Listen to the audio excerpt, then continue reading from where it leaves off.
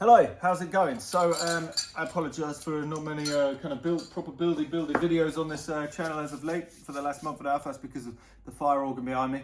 It's been quite an interesting one. In fact, the video that's going up tomorrow on the flame organ tractor trailer is 40 more spark plugs on it than it had before. It's pretty cool, but that's not what this video is about. This video is about looking for direct experience of this thing that I'm about to talk about.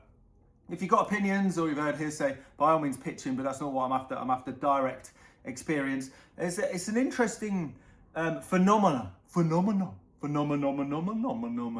about like niches and groups and things of technical, or not technical, like niches, like building things with propane, synthesizers, cars and things, where a problem ends up becoming hearsay, and then things get added onto it and amplified, and people who don't really think about it, they've just repeated what they've heard from somebody else, and then that kind of thing keeps on getting passed along, that you don't actually know what the actual issue, the underlying issue of the problem actually was. It's just a load of people not really thinking about it and then just spurting out what they've heard. Like, for instance, I don't know, this is just an example, but starter fluid, okay? It's what I've thought of earlier. So, using a tiny spray of starter fluid, I've done it a couple of times in videos or something, just because the starter motor is labouring a bit. You just like a tiny spray gets it going.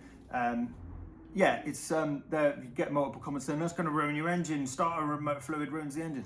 I would argue that it doesn't.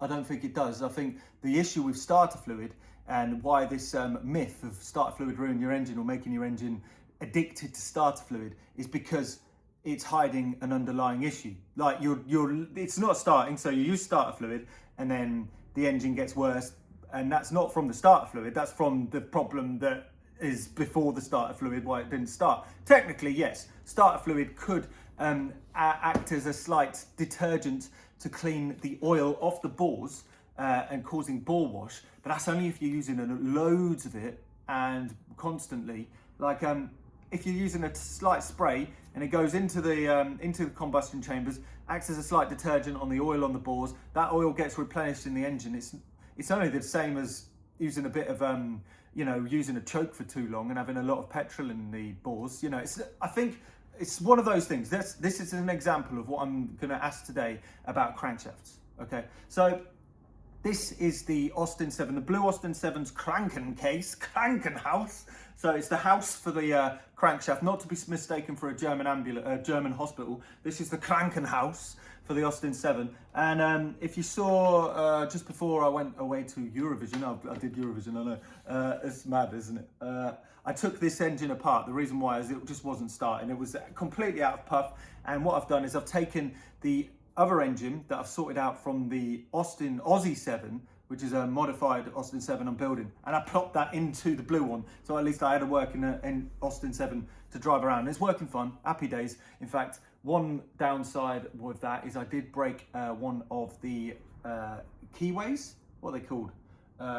Woodruff keys of the back wheel, which meant it broke down and made a little bit of a number on the back hub, but I've sorted that out since. That was quite funny. It broke down 2 miles away. The great thing about Austin 7s is even if you break down 2 miles away, if you've got your wits about you can push it back. Like, I've pushed that back about 3 or 4 times now, about a few of them are more than a mile. It's not fun, but when you just want to get on with it, like, it's doable. That's the great thing about an Austin 7 is it's light enough to literally push by yourself for multiple miles. So technically you don't even need an engine in it. But where was I? Yeah, so the engine's in there, but now I've come to a time where I need to take the engine out because I need to size up a Hardy Spicer crankshaft for the Aussie 7. I need to get on with the Aussie 7, so I need the engine back, plop it in. In order to do that, we've got to sort out the original one, the engine that we're taking apart.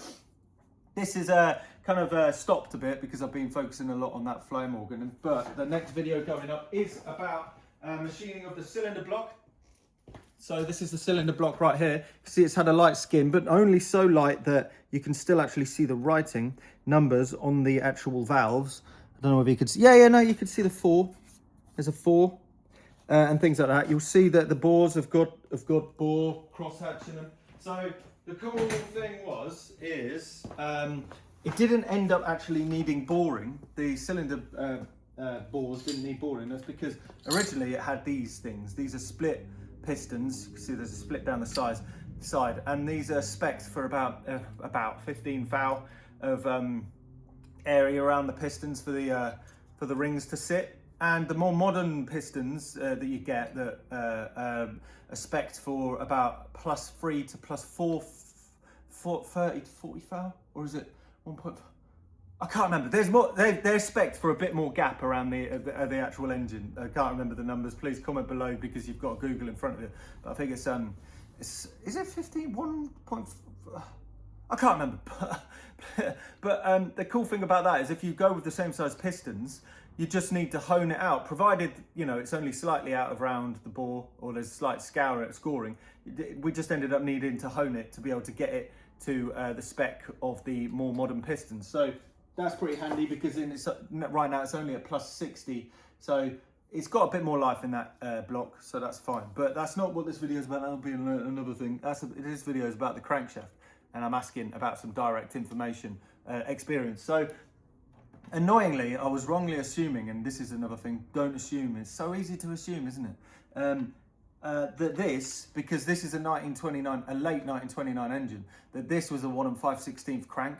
So in the mid to late 1929 Austin 7s, they transferred from the skinny crank, a 1 1/8 crank, to a thicker 1 5/16 crank. I'm assuming because they broke, maybe.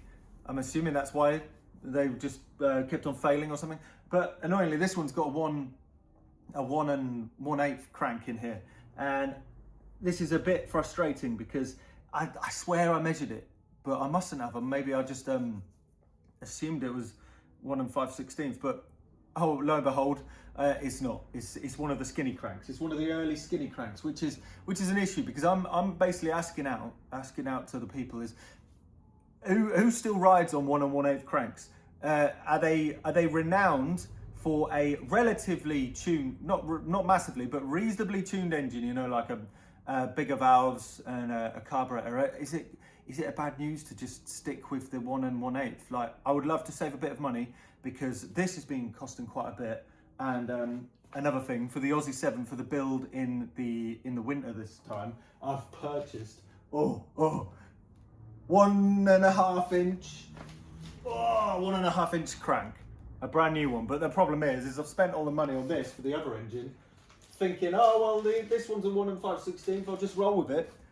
And now I'm in a bit of a predicament. That one I'm not gonna put in there. That's for the other engine that I'll build later in the year. I've got quite a few ideas for it, like a cross-flow head and things on the milling machine. It's gonna be very fun. But the issue is now I've blown on my molar, especially on that. Do I just roll with the 1 1/8? What happens if I roll with the 1 1/8? Is it just going to crack on me because I've put a bigger carburetor and bigger valves on it? The other cool thing is, this is another piece of information thing, is the Aussie 7 actually came with another 1 1/8 crank with remetalled conrods. It's been crack tested. There's no cracks on this, and this came with it. It's been had all of the machine work. So I've got a freshly metalled and engineered 1 1/8 crank sitting here, and I'm bouncing between the two things. Do I spend basically what's going to end up being about £1,500 on a modern drop forged stronger crankshaft and getting some conrods that I will still need to find because I haven't got the right size conrods, even these ones are too small, re-white metalled for this engine? Or do I just wing it and drive around? Because these things, from what I've seen, the failure mode on these seem to be, it just shears off at the journal. And whilst that is not very good, I don't think it'll end up being, there's a chance it won't be catastrophic, a catastrophic failure, which would mean that I'll be able to, you know, get the car back up and running when I've got a bit more, you know, budget to do so with a crankshaft then. Or do I just stop being a wuss and spend £1,500 more than my money and just do it right now? I don't know.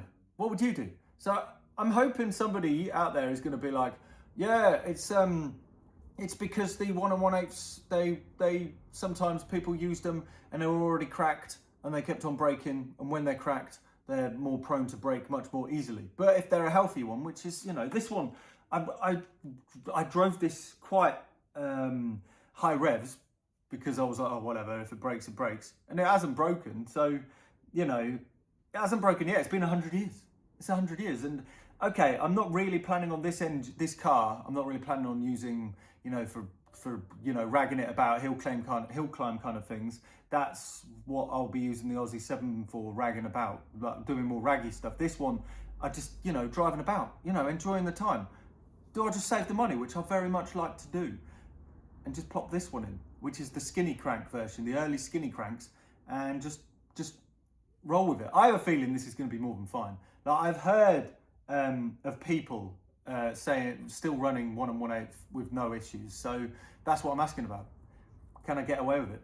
Would you wing it, or would you, with your lottery winning budget, go and buy another crankshaft? Even though you've already bought a crankshaft that's sitting down there, but it's not for this engine.